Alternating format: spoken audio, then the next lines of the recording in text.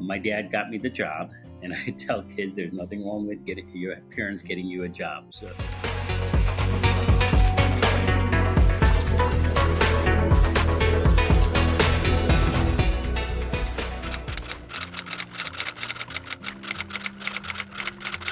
yeah, so I started this job as an intern as I was pursuing my undergrad.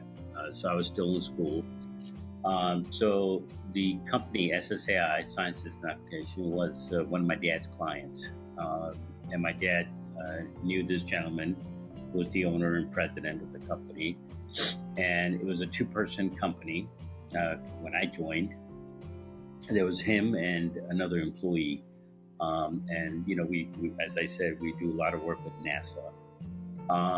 So my dad got me the job, and I tell kids there's nothing wrong with getting your parents getting you a job. So my dad did give me that job, and he had just opened up an office. He was working out of his basement prior to that, so he had just opened up an office, and all he needed was somebody that could, be there, answer a phone call, do some typing, take care of office chores, make coffee in the morning, things like that. So I said, well, I could do that. And that's really how it started as an intern. It was supposed to be a summer job. And then, when I went back to school in the fall, he asked me if I wanted to stay on. I can work part-time after school. And I said, yeah. I mean, and part of the reason is I really enjoyed the people that I was working with, and it felt good because we had hired a couple more people after that. And by the time I graduated, the company had grown to about 20, 25 people, and I decided, and the owner asked me if I wanted to continue working full time. Because now, we had about 20, 25 employees and needed full-time support. And I said, absolutely. And actually, and the main reason was, first, I love the people that I work with.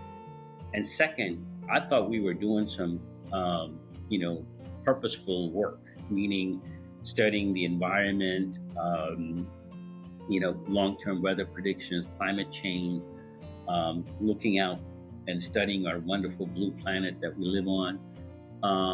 So that excited me. And like I said, that was part of the reason that I decided to stay, even though I was studying for the CP exam, and I didn't have inclination that I would be leaving that job as I did when I started college. I said, I'm going to get my CPA, get my degree, get my CPA, and then join the Big A back then. But working with the company for a few years, working with the people, working for what we did for the society, those attracted me, and that's kind of kept me there for a very long time. So it was about 3 years before, 3 years earlier I had started, and then 3 years later I graduated from college, and so I had already put in a couple of years over there, and then the company had grown from that two-person when I started to about 20, 25 by the time I graduated.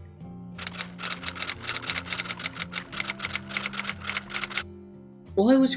I mean, it was great. Then I think one of my titles was finance manager, and then there were multiple titles that I probably got that I don't even remember now. I do remember becoming VP of Finance and Administration, becoming a CFO. So those were along the way. And I think it's partly because the responsibilities continue to grow as the company grew, right? And then, I had to learn about human resources. I had to learn about contracts. I had to learn about, of course, finance, accounting. I kind of knew that. I learned a lot about contracts.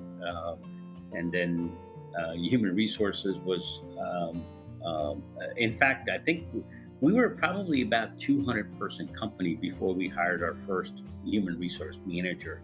So I was kind of doing all of that. and just learning on the job, and picking up literature, picking up articles, and reading up books about human resources. Kind of got myself, being able to do that job as well. So you kind of get to do so many different things, and then contracts. I didn't know anything about contracts, government contracts, but you learn. I had great people that taught me. Even our customers, NASA. There were people at NASA that kind of took me under their wing and showed me all the good, all the things and the nuances of the contracts. And I learned a lot from them. But, going back to, I think I said this earlier, there are so many people in just not in our profession, but in the community that really do care and they want to help. But it's not many people take advantage of it. And I still remember this comment that was made. He was a government official, contract manager there, procurement manager they call him, and I used to, after he retired from NASA, we still met up. I used to tell him that his name is Brad. I said, Brad, I enjoyed, coming to you, and you would actually sit down and answer my questions and teach me some of these things, and I really appreciated that.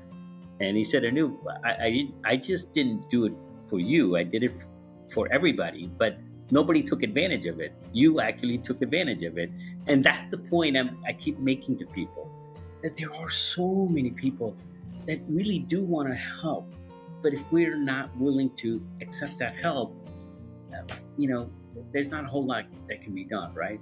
But so I took advantage of the opportunities that were given to me. If somebody said, can I help you in some way? I would take advantage of that. I said, hey, yeah, can you teach me a little bit about this? Can you help me a little bit about this? And there were people willing to do that.